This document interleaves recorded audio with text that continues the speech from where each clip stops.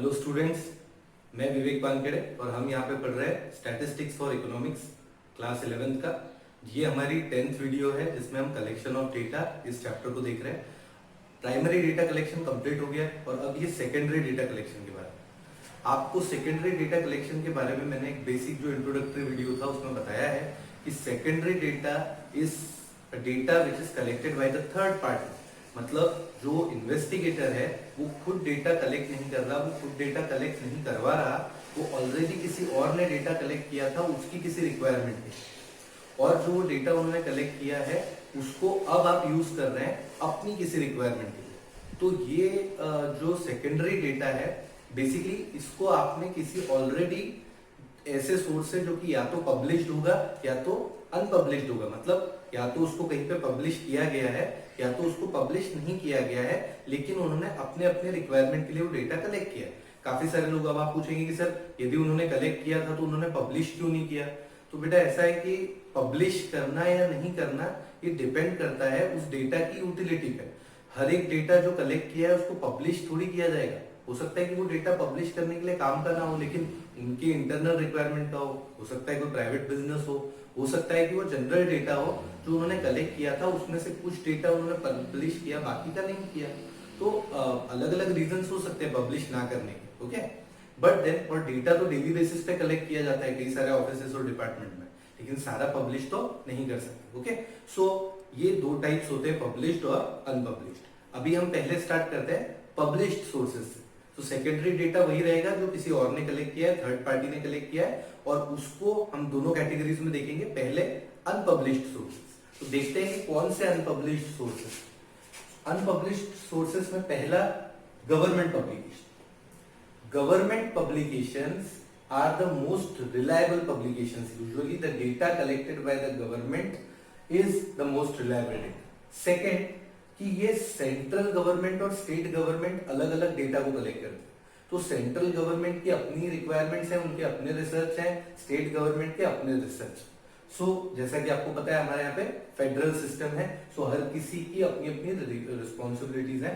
सो जो गवर्नमेंट उन डेटा को पब्लिश भी करती है अलग अलग सोर्सेज। ये डेटा रिलेटेड हो सकता है एग्रीकल्चर, बैंकिंग या सेंट्रल बैंक हमारा आरबीआई। सो इनका भी डेटा पब्लिश हो सकता है। जो ये जो डेटा इन एस्पेक्ट्स में, इसके अलावा एम्प्लॉयमेंट से रिलेटेड डेटा हो सकता है, काफी सारा डेटा। सो वो सारा जो डेटा है वो पब्लिश करने का काम गवर्नमेंट पब्लिकेशंस में किया जाता है। तो ये हमारा पहला सोर्स है। दूसरा, semi government publications. Now there are certain bodies which are not totally government funded में भी हो सकती है, लेकिन but there is a lot of private stake involved in that. So semi government publication में जैसे म्यूनिसिपैलिटीज हैं, अलग अलग मेट्रोपॉलिटन काउंसिल्स हैं जिसके अंदर प्राइवेट और गवर्नमेंट साथ में मिलकर काम करते हैं। तो उनका एजुकेशन से रिलेटेड या हेल्थ या बर्थ और डेथ, जैसे प्राइवेट हॉस्पिटल्स हैं जहाँ पे बर्थ डेथ का हेल्थ का चार्ट रहेगा, एजुकेशन प्राइवेट स्कूल्स वगैरह हैं, तो इनकी सबकी हेल्थ से जो डेटा कलेक्ट किया गया है that data is semi government publication. मतलब उसको गवर्नमेंट और प्राइवेट दोनों ने मिलकर बनाया है, so that is semi government publication. ये हमारा सेकेंड सोर्स है। Third, reports of committees and commissions. अब कमिटीज एंड कमीशंस क्या है? सो कमिटीज एंड कमीशंस जो बेसिकली गवर्नमेंट फॉर्म करती है, अलग अलग कमिटीज, अलग अलग कमीशंस, जिन कमिटीज का टारगेट होता है किसी पर्टिकुलर टास्क को मीट करना या फिर कोई जानकारी हासिल करना या फिर किसी केस के सॉल्यूशन तक पहुंचना, काफी सारी चीज। ये अलग अलग डिपार्टमेंट्स की अलग अलग कमिटीज भी होती हैं। तो उन कमिटीज और उन कमीशंस को जो टीम फॉर्म की है किसी पर्टिकुलर टास्क के लिए, उनका जो रिपोर्ट होता है वो जो रिपोर्ट सबमिट करते हैं, ये हो सकता है कि जैसे फाइनेंस कमीशन है या प्लानिंग कमीशन है या फिर माइनॉरिटी कमीशन है जो स्पेसिफिकली माइनॉरिटी से रिलेटेड इश्यूज को डील कर रहा है। तो इनकी जो रिपोर्ट्स होती है वो रिपोर्ट्स पब्लिश की जाती है। तो ये भी एक पब्लिश्ड सोर्स है। अब ये पब्लिश क्यों की जाती है? ये पब्लिश की जाती है क्योंकि इनका यूज करके काफी सारी और रिक्वायरमेंट अपनी प्राइवेट और गवर्नमेंट के लोग पूरी करते हैं। अब इस डेटा को भी आप कलेक्ट कर सकते हैं। आपने देखा होगा कई सारे स्पीच वगैरह में रेफरेंस दिया जाता है। रेफरेंस इस चीज का दिया जाता है कि यार वो फलाना कमेटी की रिपोर्ट थी, उस कमीशन का रिपोर्ट था। सो ये डेटा जो उन्होंने कलेक्ट किया अभी बताने के लिए, वो डेटा एक सेकेंडरी सोर्स है और वो कमिटीज और कमीशन से कलेक्ट किया गया। ओके, ये 3 सोर्सेस। और देखो publications of trade associations. Trade associations, अब देखो यदि हम कहीं पे भी काम कर रहे हैं, प्रोडक्शन का काम हो रहा है, तो वहां पे ट्रेड रिलेटेड एसोसिएशंस बने होते हैं।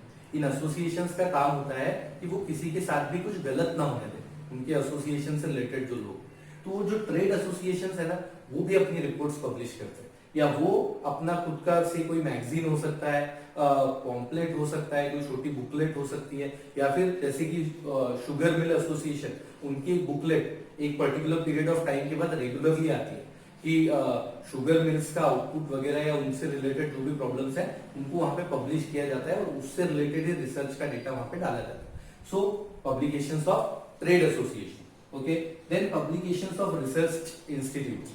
काफी सारे रिसर्च इंस्टीट्यूट्स इंडिया में काम कर रहे हैं। ये सारे रिसर्च इंस्टीट्यूट्स कुछ गवर्नमेंट के भी हैं, कुछ प्राइवेट भी हैं। इन रिसर्च इंस्टीट्यूट्स का काम है अलग अलग तरीके से, अलग अलग सोर्सेज से एक जेन्युइन डेटा कलेक्ट करना, ऐसा डेटा कलेक्ट करना जिसकी वजह से बहुत अच्छे रिजल्ट्स या फिर कुछ चीजों की जानकारी लोगों तक पहुंचाई जाए।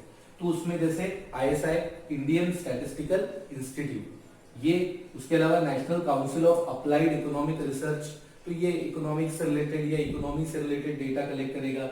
स्टैटिस्टिकल इंस्टीट्यूट हर तरीके का स्टैटिस्टिकल डेटा कलेक्ट करता, तो उसका इनका मेजर जो कंसर्न होता है ना, इन इंस्टीट्यूट्स का मेजर कंसर्न है एक सही डेटा को लोगों तक पहुंचाना। डेटा कलेक्शन उनका पैशन है, और उसको अच्छे से अच्छे और रिलायबल तरीके से करने का काम ये लोग करते हैं। So this are publications of research institute. Okay, then international publications. काफी सारे इंटरनेशनल पब्लिकेशंस होते हैं जिनके डेटा पे काफी ट्रस्ट किया जाता है।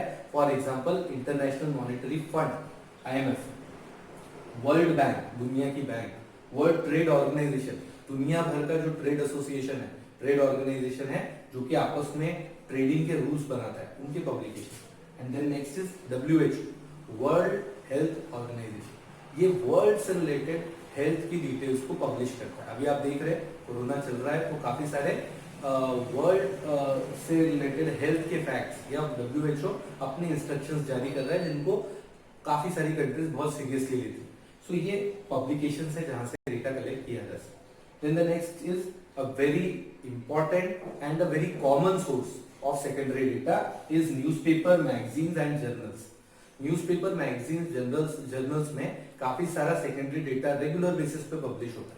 सो ये भी बहुत एक अच्छा सोर्स है जहां से कि सेकेंडरी डेटा कलेक्ट किया जा सकता है। Then private institutions like Bombay stock exchange और नेशनल स्टॉक एक्सचेंज, ऐसे ना काफी सारे प्राइवेट इंस्टीट्यूट्स होते हैं जो अपने रेगुलर पब्लिकेशंस करते रहते हैं। आपने कभी अपने लोकल में भी देखा होगा कि कुछ बिजनेस की या शॉप ओनर्स मिलके एक आध कोई बुकलेट या ऐसा कोई मैगजीन टाइप पब्लिश करते हैं रेगुलरली, तो उसमें भी काफी सारा सेकेंडरी डेटा अवेलेबल होता है। तो ये सारे पब्लिश्ड सोर्सेस, ये पब्लिश्ड सोर्सेस इसलिए हैं क्योंकि ये पब्लिकली अवेलेबल है, इनको पब्लिश किया गया है, लोगों तक पहुंचाया गया। सो ये पब्लिश्ड सोर्स है। अब जैसे सेकेंडरी डेटा कलेक्शन में मैंने आपसे कहा था वो है पब्लिश्ड और अनपब्लिश्ड, तो अब देखते हैं अनपब्लिश्ड सोर्सेस। ये अनपब्लिश्ड सोर्सेस हम देख रहे हैं।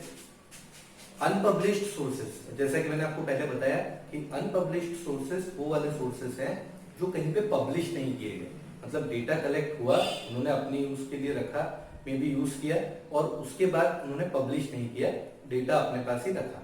तो they collect data for self use, अपने पर्सनल सेल्फ यूज के लिए, for may be for office records, office record को मेंटेन करने के लिए काफी सारा डेटा कलेक्ट किया जाता है, अपने पर्सनल यूज के लिए काफी सारा डेटा कलेक्ट किया जाता है, लेकिन इसको कहीं पे भी पब्लिश नहीं किया जाता। Okay, so self use office records, but इसको पब्लिश नहीं किया जाता ये चीज। ओके, अब ये कौन कौन से होते हैं, जरा इसका भी एक ग्लिम्स देख लेते हैं। ये जैसे रिसर्च वर्क्स कंडक्टेड बाय, जो रिसर्च कंडक्ट किया जाता है टीचर्स, प्रोफेसर्स और प्रोफेशनल्स। सो कोई भी टीचर, कोई भी प्रोफेसर और कोई भी प्रोफेशनल्स, यदि ये कुछ डेटा कलेक्ट करते हैं, जैसे कई बार होता है कि जब एज ए टीचर हम बच्चों के बीच में जाते हैं तो उनको कई चीजें समझने को, सीखने को मिलती है। इससे जब बच्चों से बात करके कुछ इन्फॉर्मेशन कलेक्ट की जाती है कि बच्चा किस तरीके से सोच रहा है, क्या है, और उसको लेके कुछ डेटा जब बनाया जाता है, कलेक्ट किया जाता है, तो कहीं पब्लिश तो नहीं किया, लेकिन वो डेटा मैंने कलेक्ट करके जरूर रखा। सो ये लोग जो अपने खुद के रिसर्च वर्क से डेटा कलेक्ट करते हैं, वो वाला data is kept as a research data. Also देखो स्कूल्स वगैरह में आप देखना, कई बार बच्चों की डिटेल्स, बच्चों का डेटा, इनकम, इंटरेस्ट, हॉबीज, ये सब कलेक्ट करके रखा जाता है, लेकिन ये कहीं पब्लिश नहीं किया जाता। तो वो वाला डेटा भी सेकेंडरी डेटा है by unpublished sources. It can be retrieved if needed for your investigation. Then records maintained by private enterprises और बिजनेस एंटरप्राइजेस। जो प्राइवेट एंटरप्राइजेस हैं, जो रिसर्च का ही काम कर रही है, उन्होंने काफी सारा डेटा कलेक्ट किया है, या फिर काफी सारे बिजनेस एंटरप्राइजेस हैं जो अपने ऑफिस रिकॉर्ड्स के लिए काफी सारा डेटा कलेक्ट करके रखते हैं, तो वो वाले भी। और वो अपने प्रोडक्ट वगैरह से रिलेटेड कुछ अपडेट देने के लिए भी डेटा कलेक्ट करके रखते हैं। तो ये है records maintain by these people. ये भी अनपब्लिश्ड सोर्स है, क्योंकि ये कहीं पे पब्लिश नहीं किया गया है। Then statistics maintained by different departments and agencies. कुछ डिपार्टमेंट्स गवर्नमेंट के, कुछ अंडरटेकिंग्स जो गवर्नमेंट के अंडर अंडरटेक किया गया है, या फिर कुछ प्राइवेट अंडरटेकिंग्स, या फिर अलग अलग कॉर्पोरेशंस। इन लोगों के काफी सारे डिपार्टमेंट्स रेगुलरली अपना डेटा अपडेट करते रहते हैं और कलेक्ट करते हैं। तो ये जो पूरा है, ये अनपब्लिश्ड सोर्स के अंदर कुछ टाइप्स हैं कि जो कौन कौन से अनपब्लिश्ड सोर्सेस हो सकते हैं डेटा कलेक्शन। ठीक, अब जैसे कि ये सेकेंडरी डेटा है, पब्लिश्ड अनपब्लिश्ड दोनों सोर्सेस हमने देखे। जो सेकेंडरी डेटा है ना, इसके कुछ इश्यूज भी, ठीक है, कुछ प्रॉब्लम्स भी हैं, वो जरा डिस्कस करते हैं।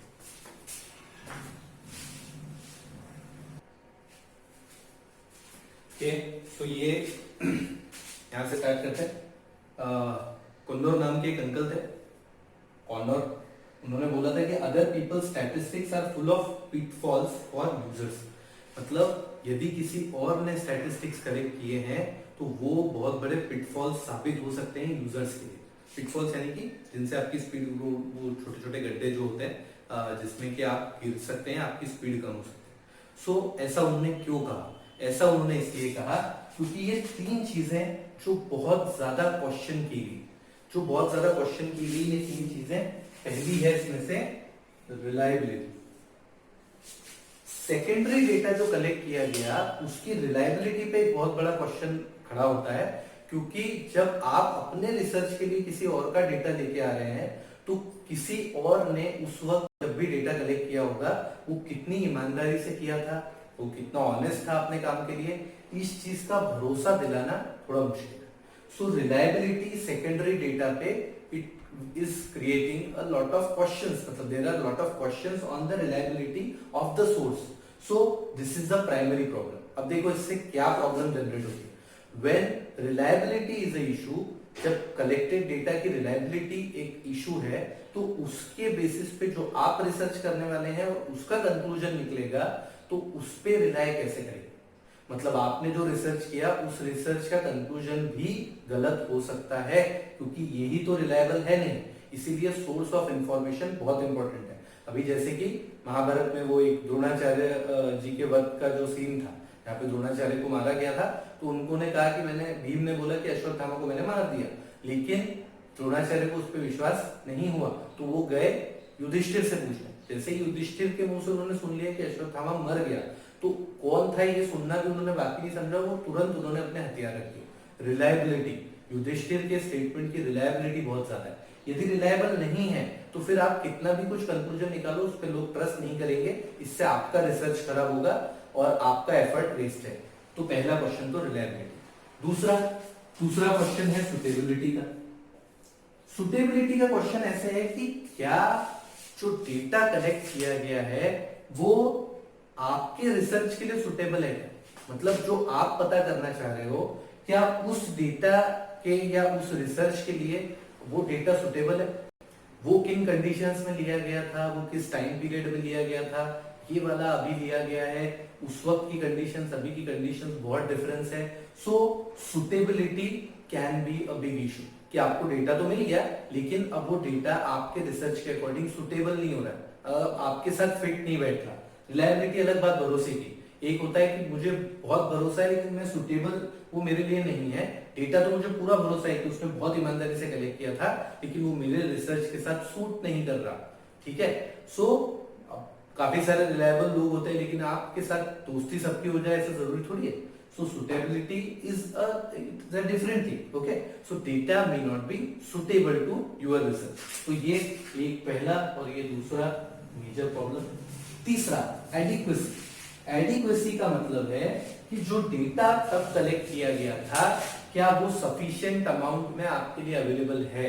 मतलब डेटा तो है लेकिन शायद इनएडिक्वेट डेटा हो, मतलब कुछ 2-3 चीजें आप एक्स्ट्रा जानना चाह रहे हो वो वहां पे है ही नहीं, या फिर आप शायद बड़े सैंपल बड़े पॉपुलेशन साइज के बारे में जानना चाहते हो और वहां पे तो छोटे सैंपल या छोटे पॉपुलेशन के बारे में।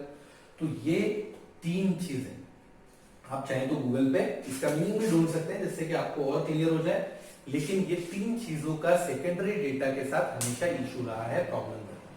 तो अब इशू आया, प्रॉब्लम आया तो क्या करें, छोड़ दें इसको? नहीं, छोड़ना तो नहीं है, हमको डेटा को वाइजली यूज करना है, तो उसके लिए हमको कुछ प्रिकॉशंस लेने पड़ते हैं। तो एक बार फटाफट देखते हैं ये प्रिकॉशंस। इसका चाहे तो एक स्क्रीनशॉट ले लो, चल वीडियो चल रहा है। ओके, तो ये प्रिकॉशंस है जो आपको लेने हैं। पहली चीज, जब भी आप सेकेंडरी डेटा कलेक्ट करने जाएं तो आपको जो कलेक्टिंग ऑर्गेनाइजेशन है जिसने भी वो डेटा कलेक्ट किया गया है, जिस भी सोर्स से आया है, उस सोर्स की एबिलिटी को जरूर चेक करें। आपको क्या लगता है कि क्या वो सोर्स कैपेबल है, उसकी एबिलिटी है उस तरीके का डेटा कलेक्ट करने की, इस चीज को चेक करना पहला प्रिकॉशन है जो आपकी रिक्वायरमेंट। ओके, दूसरा ऑब्जेक्टिव एंड स्कोप, मतलब जो डेटा आप सेकेंडरी कलेक्ट कर रहे हैं उस सेकेंडरी डेटा का ऑब्जेक्टिव क्या था, उसका रीच क्या था, स्कोप क्या था, कहां कहां एप्लीकेबल था। तो उस डेटा का ऑब्जेक्टिव और स्कोप पता करने से आप उसको अपने रिसर्च पे रिलेट कर पाएंगे, या तो आप उसको छोड़ देंगे या तो आप उसको एक्सेप्ट करेंगे, लेकिन आपको ये क्लियर हो जाएगा कि क्या उसका ऑब्जेक्टिव आपके ऑब्जेक्टिव से मैच कर रहा है। यदि हाँ, तो वो डेटा आपके काम का हो सकता है। Okay, then method of data collection, ये बहुत इंपॉर्टेंट है।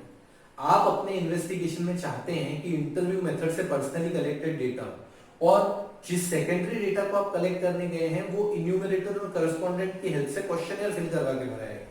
मतलब जहां पे you require a interview data, you are not getting interview data, you are getting enumerators question है, मे बी जिसको क्या बोलते हैं इन्यूमरेटर के क्वेश्चन को शेड्यूल्स, तो आपको शेड्यूल्स मिलेगा। ठीक है, सो ये मेथड ऑफ डेटा कलेक्शन यदि वो ही अलग हो गया तो फिर आपका पर्पस सॉल्व नहीं होगा। तो ये भी एक प्रिकॉशन है, इसको भी ध्यान में रखना है। देन टाइम पीरियड, अब ये एक ऐसा है टाइम पीरियड जिसपे कि काफी सारे क्वेश्चन रहते हैं, क्योंकि टाइम पीरियड यूजुअली डेटा का अलग ही होता है। आज मैं रिसर्च कर रहा हूँ और मैं सेकेंडरी डेटा लेने के लिए जा रहा हूँ तो डेफिनेटली पहले ही कभी ना कभी कलेक्ट किया गया होगा, तो टाइम पीरियड तो उसका अलग होगा ही, ये तो हम मान के ही चलते हैं। लेकिन टाइम पीरियड का अलग होना और टाइम पीरियड का कितना अलग होना, इसमें डिफरेंस है।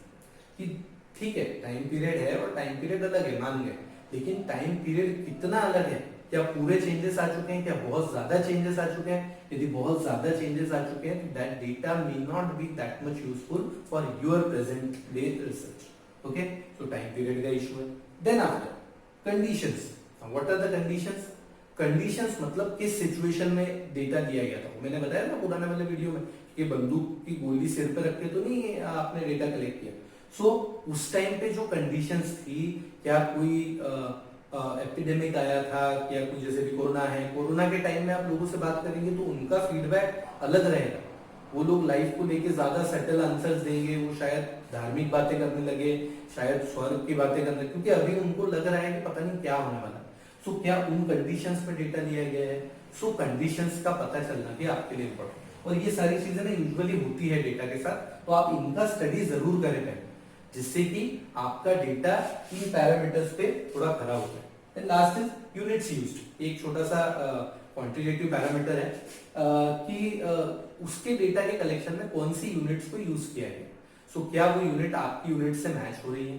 सो ये कुछ प्रिकॉशंस हैं जो सेकेंडरी डेटा से सेकेंडरी डेटा को यूज करते टाइम आपको याद रखना, कि जैसा आपने सेकेंडरी डेटा कलेक्ट किया, लेकिन आपने इन प्रिकॉशंस के साथ यदि वो डेटा कलेक्ट किया है, आपने इनके बारे में इंफॉर्मेशन ले ली है, so then you can change, you can adopt that secondary data जो आपने पहले कलेक्ट किया। ठीक है, सो ये आपके सेकेंडरी डेटा कलेक्शन से रिलेटेड कुछ प्रिकॉशंस थे। अब हमारा एक लास्ट टॉपिक रह गया जिसमें कि जो हमारे सिलेबस का ही पार्ट है, जिसमें हम 2 मेन सोर्सेस के बारे में पढ़ेंगे। इसमें से कि पहला एक सेंसस है, जिसके बारे में हम नेक्स्ट वीडियो में पढ़ेंगे, सेकेंडरी सोर्सेस के सेकेंडरी डेटा के कुछ सोर्सेस। Okay, thank you.